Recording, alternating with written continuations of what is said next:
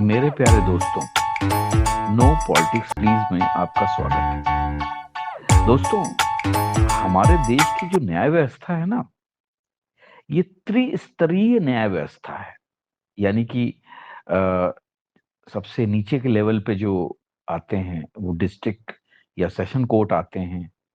फिर उसके ऊपर हाई कोर्ट आता है, हाई कोर्ट के ऊपर सुप्रीम कोर्ट आता है। ये त्रिस्तरीय न्याय व्यवस्था इसलिए है कि अगर मान लीजिए आपको डिस्ट्रिक्ट या सेशन कोर्ट में है, अगर आपको कोई ग्रीवांसेस हैं तो आप रिव्यू पिटीशन फाइल कर सकते हो, या फिर उनके अगेंस्ट में अपील जो है आप हाई कोर्ट में कर सकते हो। सेम फार्मूला हाई कोर्ट का है, इसके बाद फिर लास्ट में सुप्रीम कोर्ट है। और सुप्रीम कोर्ट में भी सिंगल बेंच है, डबल बेंच है, ट्रिपल बेंच है। इस टाइप का ये हमारा न्याय चलती रहती है, और जिसके चलते जो है आज करोड़ों केस जो हैं हमारे देश में लंबित हैं, और यूं ही न्याय व्यवस्था चली जा रही है। तो साहब, हुआ यूं कि वैसे भी हमारा सुप्रीम कोर्ट आजकल बहुत ही जरूरत से ज्यादा जो है एक्टिव है, और अपनी इसी हाइपर एक्टिवनेस की वजह से बहुत ज्यादा कुख्यात हो चुका है। जी हाँ, मैं विख्यात नहीं कहूंगा, कुख्यात हो चुका है। क्योंकि अगर आपको याद हो, इससे पहले एक त्वरित न्याय के मामले में तीस्ता सीतलवाड़ का केस आया था, कि जो दिन में 1 बजे गुजरात हाई कोर्ट में फैसला सुनाया गया, शाम के 6 बजे सुप्रीम कोर्ट में वो मामला पहुंच गया, और रात के 9 बजे जो है उस पे 1 हफ्ते के लिए रोक लगाई गई। और फिर 1 हफ्ते बाद जब दोबारा सुनवाई हुई, तो साहब उस पर परमानेंट जो है उसको तीस्ता सीतलवाड़ को बेल ग्रांट कर दी गई। पहले 1 साल पहले अंतरिम बेल दी गई थी। तो साहब, कुल मिला के क्या है कि अगर वकील रसूखदार है और जो क्लाइंट रसूखदार है, तो सुप्रीम कोर्ट में फैसला जो है आप चाहें तो तुरंत ले सकते हैं। ऐसे न जाने कितने मौके आए हैं जिसपे हमने देखा गया है कि सुप्रीम कोर्ट में सुबह का केस जो होता है वो शाम तक सुनवाई हो जाती है, और यहां तक कि देखा गया कि रात के 2-2 बजे तक सुप्रीम कोर्ट खुल जाता है। तो साहब, ये सुप्रीम कोर्ट की बड़ी महानता है। खैर, अगर हम प्रोसीजर पे जाएं तो ऐसा कहा जाता है कि आप किसी भी कोर्ट को बाईपास नहीं कर सकते हैं। यानी कि अगर डिस्ट्रिक्ट कोर्ट से मैटर जो है आपको ले जाना है, अपील करनी है, तो हाई कोर्ट में होगी, और हाई कोर्ट से अगर करनी है तो सुप्रीम कोर्ट में होगी। और ऐसा कई बार हमारे माननीय जो माई लॉर्ड हैं वो कह भी चुके हैं कि आप मुंह उठा के कैसे सुप्रीम कोर्ट में चले आते हैं, पहले आपको अपने राज्य के हाई कोर्ट में जाना चाहिए। ऐसा कई मौके पे कह चुके हैं। जी, डायलॉग बहुत अच्छा है, और सुनने में भी बड़ा अच्छा लगता है। खैर, ऐसे डायलॉग बोलने के बाद में हमारे जो माननीय चीफ जस्टिस ऑफ इंडिया हैं, वो इसके बावजूद भी, कॉज लिस्ट में नाम न होने के बावजूद भी, केसेस जो हैं तुरंत सुन लेते हैं, क्योंकि ये उनके अधिकार में है। जिसकी शक्ल पसंद आएगी तो उसको कहेंगे कि तुम हाई कोर्ट में जाओ, यहां मुंह उठा के मत आओ। जिसकी शक्ल ज्यादा पसंद है, या जिसका प्रेशर बहुत बढ़िया है, जिसका पहुआ लंबा है, उसके चक्कर में हमारे माननीय जो सुप्रीम कोर्ट के जो माई लॉर्ड्स हैं, वो उसको गोद में बिठा लेंगे और तुरंत सुनने के लिए तैयार हो जाएंगे। तो खैर, तीस्ता सीतलवाड़, राहुल गांधी, या उससे पहले पवन खेरा, इस टाइप के लोग जो हैं ये वीवीआईपी की श्रेणी में आते हैं, और इनके वकील भी वही गिने चुने हैं, चाहे कपिल सिब्बल हों, चाहे अभिषेक मनु सिंघवी हों, या इसी टाइप के जो बड़े वकील हैं, वो तुरंत जो है पहुंच जाते हैं, और उनकी तुरंत सुनवाई हो जाती है। और जरूरत पड़ने पे तो ऐसा भी देखा गया है कि हमारे मुख्य माई लॉर्ड जो हैं, वो अगर किसी कार्यक्रम को भी अगर देख रहे हों तो उसमें से उठकर बाहर निकल जाते हैं, चुपचाप 2 बार फोन सुनते हैं, और रात के 9 बजे फैसला सुनवा देते हैं। तो खैर, ये हमारे भारतीय न्याय व्यवस्था की जो पराकाष्ठा है, आप ये कह सकते हैं। वैसे तो हमारे माननीय जो सुप्रीम कोर्ट है उसमें करीब 70,000 के आसपास केस लंबित पड़े हुए हैं, लेकिन उनका नंबर आएगा नहीं आएगा ये भगवान भी नहीं जानता। लेकिन जिन केसेस में पौआ लगा हुआ है, उनका नंबर तुरंत आएगा। और ऐसा ही ये केस, ज्ञानवापी केस भी आया। जी हाँ, 21 जुलाई को ज्ञानवापी परिसर की बारे में सुनवाई करते हुए जिला जज ने फैसला दिया कि इस ज्ञानवापी परिसर का 24 जुलाई से एएसआई का सर्वेक्षण होगा। आर्कियोलॉजिकल सर्वे ऑफ इंडिया वाले जो हैं इसका सर्वेक्षण करेंगे, और ये पूरा का पूरा हाईली टेक्निकल सर्वेक्षण होगा, कि जिसमें कोई खुदाई नहीं होगी, सिर्फ जीपीआर, ग्राउंड पेनिट्रेटिंग रडार और दूसरे अन्य जो है लेजर टेक्निक से इसका सर्वेक्षण होगा और ये पता लगाने की कोशिश की जाएगी कि हकीकत में ये है क्या, सचमुच में यहाँ पर कुछ नहीं था, एक प्लेन ग्राउंड पे मस्जिद बनाई गई थी जैसा कि मुस्लिम पक्ष ने कहा है सुप्रीम कोर्ट में, या फिर मंदिर को तोड़कर मंदिर के भग्नावशेषों के ऊपर ही मस्जिद बनाई गई है। इसके लिए एएसआई का सर्वे करवाया जाना सुनिश्चित किया गया, डिस्ट्रिक्ट जज ने ऑर्डर दिया। जब ऑर्डर दिया उस समय मुस्लिम पक्षकार भी वहां पर था, उनके वकील भी थे और ये कहा गया कि साहब 24 तारीख को जब एएसआई की टीम आएगी तो वहां पर अपने अपने चार चार लोग, मीन्स हिंदू पक्ष के 4 लोग और मुस्लिम पक्ष के 4 लोग वहां पर रहेंगे, साथ ही मस्जिद के केयर टेकर भी, जो वहां पर 3 तहखाने हैं उनकी चाबी लेके अवेलेबल रहेंगे। 24 जुलाई को सर्वेक्षण का काम, यानी सोमवार को सर्वेक्षण का काम शुरू हुआ।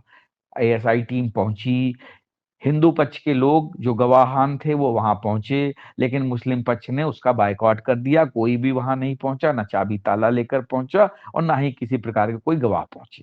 खैर, ये तो एक अलग बात थी।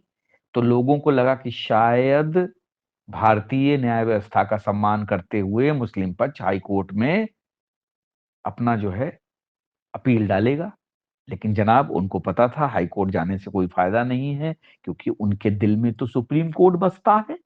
तो साफ सुप्रीम कोर्ट की न्याय व्यवस्था को अपने दिल से लगाए हुए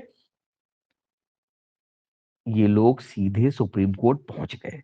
और जैसा कि हिंदू पक्ष के एक वकील हैं, उनका एक कहना है कि साहब 10:45 पे बिना किसी कॉज लिस्ट में नाम लिए हुए डायरेक्ट मेंशन करके इस केस को चीफ जस्टिस ऑफ इंडिया की जो अदालत थी उसमें सुनवाई के लिए 10:45 पे मुस्लिम पक्ष खड़ा हो गया। और हमारे माननीय chief justice of India DY Chandrachud, sorry, हाँ, चंद्रचूड़ साहब जो हैं इतने दयालु हैं कि उन्होंने तुरंत इस मामले को लपक लिया और लपकते ही उन्होंने कहा कि यस, इस केस की सुनवाई की जाएगी। अब कमाल देखिए कि ये एप्लीकेशन जो लगाई गई थी, इसकी दूसरी कॉपी, जो कायदे से नियम ये कहता है कि दूसरे पक्ष को कॉपी भी दी जानी चाहिए, लेकिन किसी भी प्रकार की कोई कॉपी नहीं दी गई और वर्बल आर्गुमेंट चालू हुए, जो कि एक बड़ा ही मतलब एक अजीब सी बात है कि सुप्रीम कोर्ट जैसी जगह पे भी वर्बल आर्गुमेंट हो सकते हैं और उस वर्बल आर्गुमेंट की बेसिस पे केस एडमिट हो सकता है। अब साहब वर्बल आर्गुमेंट हुए, माननीय माई लॉर्ड दयालु थे, उन्होंने कहा कि ठीक है, ऐसा करते हैं कि इसकी सुनवाई जो है हम 2 बजे करेंगे, क्योंकि एएसजी जो हैं, जो कि सबसे बड़े भारत सरकार के जो वकील होते हैं, जो प्रतिनिधित्व करते हैं, वो वहां अवेलेबल नहीं थे। लेकिन फिर थोड़ा सा माई लॉर्ड का मन बदला, उन्होंने कहा नहीं, हम इसको 11:15 बजे सुनेंगे। अब भाई मसला इतना तगड़ा है, कैसे नहीं सुनेंगे हैं? मुस्लिम पक्ष वहां पहुंचा था, तो साहब उनका दिल पसीज गया। पहले उन्होंने कहा, ऑर्डर में लिखवाया गया कि साहब, इन्होंने कहा, जैसे मुस्लिम पक्ष ने कहा कि साहब वहां तो खुदाई हो गई और मस्जिद जो है गिराई जा रही है। तो इसके ऊपर जो है, जो सॉलिसिटर जनरल थे, उन्होंने कहा कि साहब ऐसा कुछ नहीं हो रहा है, ये सारा का सारा जो है ये झूठ बोल रहे हैं और ये जो है वहां पर साइंटिफिक तरीके से सारा सर्वेक्षण हो रहा है। इस चीज की हम आपको लिखित में भी आश्वासन देने को तैयार हैं कि किसी प्रकार की खुदाई नहीं हो रही है। खैर, इस पे माय लॉर्ड ने बड़े संतोष से अपना सिर झुकाया और ये कहा कि अच्छा ठीक है, आप लोग एएसआई सर्वेक्षण कराते रहिए, लेकिन इनको जो है चूंकि कुछ समय मिलना चाहिए, इसलिए इसको जो है 6 दिन का हम आपको समय देते हैं, आप हाई कोर्ट में वापस जाइए। देखिए कितना दयालु हमारा सुप्रीम कोर्ट है कि जो लोग डिस्ट्रिक्ट जज की अदालत से उठ के इलाहाबाद से, यानी प्रयागराज से चल के सीधे दिल्ली पहुंच सकते हैं, उनके लिए माय लॉर्ड ने कहा कि अरे आप यहां तक क्यों आए हैं, आपके बगल में ही तो हाई कोर्ट है, आप वहां क्यों नहीं गए हैं? थोड़ा सा दाएं बाएं भी चले जाते, यहां पर आने की क्या जरूरत थी? तो आप 6 दिन के बाद जो है, आप जो है 6 दिन के भीतर जो है हाई कोर्ट चले जाइए। लेकिन फिर उनका दिल बदल गया, ऑर्डर बदल दिया गया और ये कहा गया कि 2 दिनों के भीतर, यानी कि 26 जुलाई के अंदर अंदर 5:30 बजे तक जो है आप हाई कोर्ट में अपनी रिट डालिए और साथ ही साथ दिल बदल कर उन्होंने कहा कि जो 24 जुलाई से जो एएसआई का सर्वेक्षण का काम चालू हुआ था, उसको रोक दिया जाए, 26 जुलाई तक वो रुका रहेगा और जब हाई कोर्ट का जो फैसला आएगा, उसके अनुसार ही एएसआई सर्वेक्षण होगा, वरना नहीं होगा। उससे पहले भी माननीय सुप्रीम कोर्ट ने जो है वजू खाने के जो कार्बन डेटिंग होना था, उसके सर्वेक्षण पर रोक लगा दी थी। तो ये जो डिस्ट्रिक्ट जज का फैसला आया है, ये वजू खाने को छोड़कर बाकी सारी जगहों के लिए एप्लीकेबल था। लेकिन चूंकि माय लॉर्ड हैं, तो उन्होंने 2 दिन तुरंत स्टे दे दिया कि साहब जो यहाँ पे आया है उसको हम खाली हाथ नहीं जाने देंगे। और यही बात अगर कोई और अन्य आदमी, नॉर्मल आदमी होता तो उससे कहा जाता कि भाई तुम यहाँ मुंह उठा के क्यों चले आए हो, तुमको शर्म नहीं आती, तुमने कैसे हाई कोर्ट को बाईपास कर दिया है, तुम डायरेक्ट सुप्रीम कोर्ट कैसे आ सकते हो। तो माय लॉर्ड की मर्जी है, बाकी ये सरकार ऐसे ही चलती रहेगी और इस देश में न्याय व्यवस्था का ऐसे ही मलीदा बनता रहेगा। क्योंकि जब कहते नहीं है कि जब सैया भये कोतवाल तो डर काहे का, तो साहब हम सीधे सुप्रीम कोर्ट जाएंगे, अब सुप्रीम कोर्ट से हाई कोर्ट आएंगे, अब हाई कोर्ट में अगर अपील खारिज होती है तो फिर हम सुप्रीम कोर्ट जाएंगे। तो यानी कि कुल मिला के हमने कोई सर्वे या सर्वेक्षण होने नहीं देना है और इसी तरीके से मामले को लंबा खींचते हुए चले जाना है। आप याद करिए 90 सालों में राम जन्मभूमि का फैसला आया था। तो अब आप साहब ज्ञानवापी का केस का फैसला इतनी जल्दी कैसे आने देंगे हैं? यही तो हमारे भारतीय न्याय व्यवस्था की खासियत है कि सब कुछ जानते हुए देखते हुए भी माय लॉर्ड जो है ऐसी हरकतें करते हैं और उनको देखने के लिए हम सभी लोग बैठे हुए हैं, ताकि हम लोग कुछ कर नहीं सकते। क्योंकि वो जो है भारतीय संविधान के एक सबसे बड़े व्यवस्था है, सबसे बड़े अंग हैं, एक पिलर हैं। तो वो पिलर ऐसा है कि उस पिलर के ऊपर कोई भी उंगली नहीं उठा सकता। वो पिलर जिसको चाहे उसके उंगली उठा सकता है।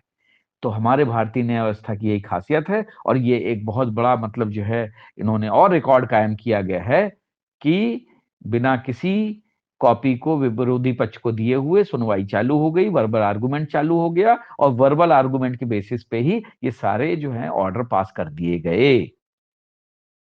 तो साहब मजे लेते रहिए, सुप्रीम कोर्ट जो है आपकी सेवा में यूं ही मनोरंजन की चीजें परोसता रहेगा और देश का पूरा जो संविधान है वो यूं ही जो है दम तोड़ता रहेगा। क्योंकि जब हमारे सिंघम स्टाइल में न्याय करने लगेंगे न्यायविद, तो यही होगा कि चाहे जो भी, क्योंकि उनको पता है उनके ऊपर कोई उंगली उठा नहीं सकता, उनका कोई कुछ बिगाड़ नहीं सकता। तो साहब हमारे देश की न्याय व्यवस्था ऐसे ही चलती रहेगी। कुछ लोगों के लिए ये खास है और बाकी आम आदमियों के लिए ये अप्रोच में है ही नहीं। जय हिंद, जय भारत।